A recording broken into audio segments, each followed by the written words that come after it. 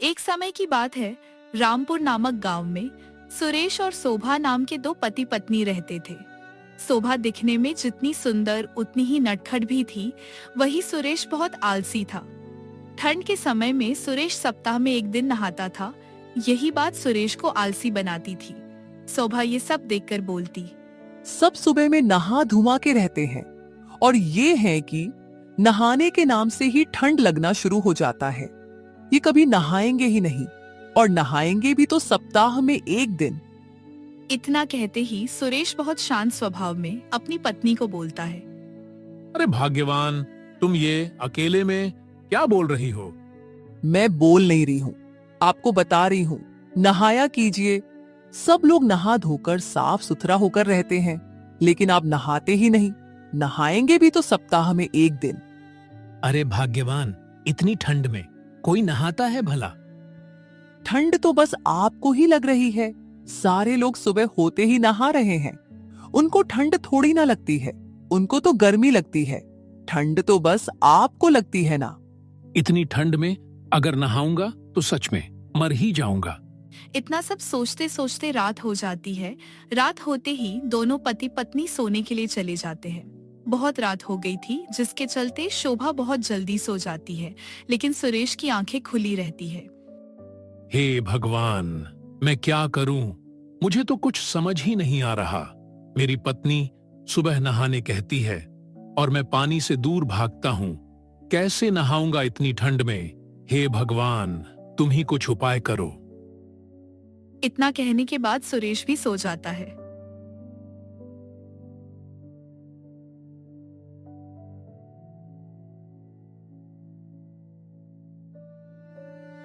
फिर सुबह होते ही सुरेश जाग जाता है।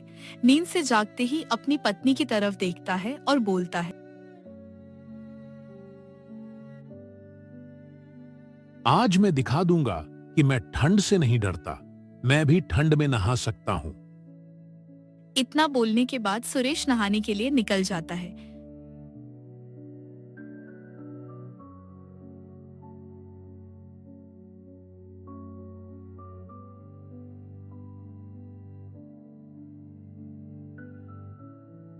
थोड़ी देर चलने के बाद सुरेश नदी में पहुंच जाता है और इधर उधर देखने लगता है।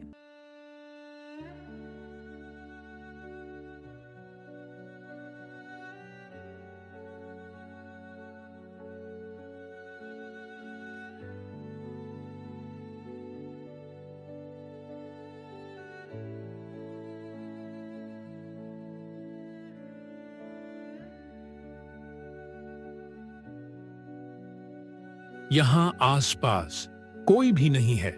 मैं यहां अकेला हूं और नदी का पानी भी बहुत ठंडा प्रतीत होता है। जल्दी जल्दी नहा लेता हूं। नहाने के बाद घर जाकर आग के सामने बैठ जाऊंगा।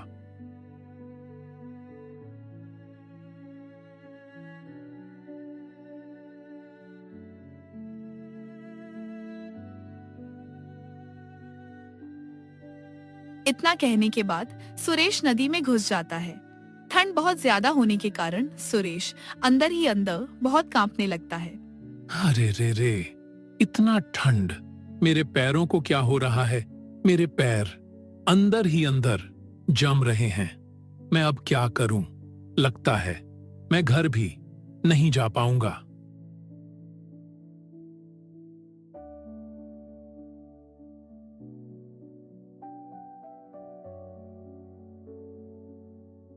इतना कहते कहते सुरेश नदी से बाहर निकल जाता है और नदी के किनारे खड़ा हो जाता है और बहुत तेजी से दौड़ते हुए अपने घर की ओर जाने लगता है।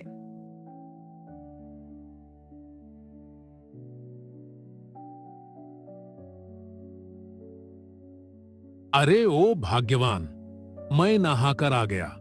दरवाजा तो खोलो, बहुत ठंड लग रही है। सुरेश चीखता चिल्लाता रहा, लेकिन उसकी पत्नी को आवाज सुनाई नहीं देने के कारण सुरेश की पत्नी दरवाजा नहीं खोली। भीगे वस्त्र में लथपथ होकर ठंड के चलते सुरेश वहीं पर बेहोश हो गया और जमीन पर गिर गया।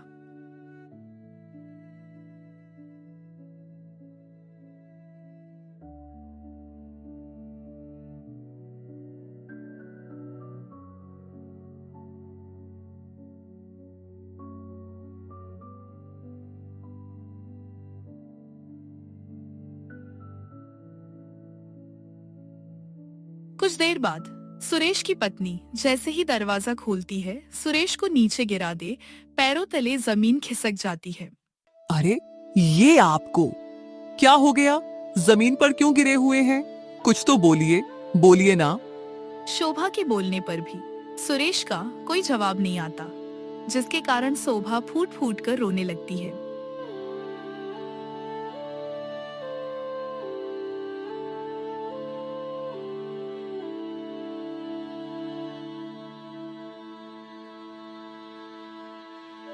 शोभा रो ही रही थी कि तभी अचानक सुरेश को होश आ जाता है। सुरेश को होश आते ही सुरेश झट से खड़ा हो जाता है और शोभा को बोलता है, अरे, मैं इतनी देर से बुला रहा था, तुम कहां चली गई थी?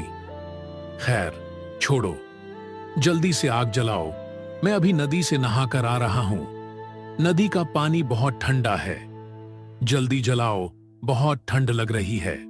इतना बोलते ही सुरेश की पत्नी जल्दी जल्दी आग जलाने लगती है और दोनों एक साथ बैठकर आग तपाने लगते हैं। तभी सुरेश की पत्नी बोलती है, मैं आपको सुबह नहाने बोली थी, नदी जाकर नहाने नहीं बोली। पानी गरम करके भी तो नहा सकते थे, बिना मतलब का ठंडा खाने चले गए।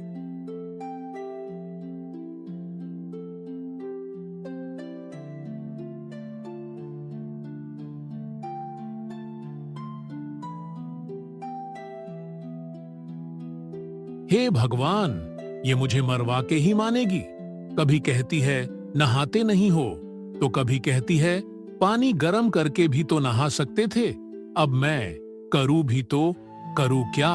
तुम कोई भी बात सीधा सीधा नहीं बोल सकती। बात को घुमा फिराकर बोलना जरूरी है। मैंने आपको ऐसा क्या बोल दिया जो मेरी बात आपको सीधी नहीं लगती? तुम अच्छे से बोल सकती थी ना कि पानी गरम करके नहाइए। तुमको तो बात घुमा फिरकर बोलना है, कभी सीधा नहीं बोल सकती। अरे, इसमें भी मेरी गलती है।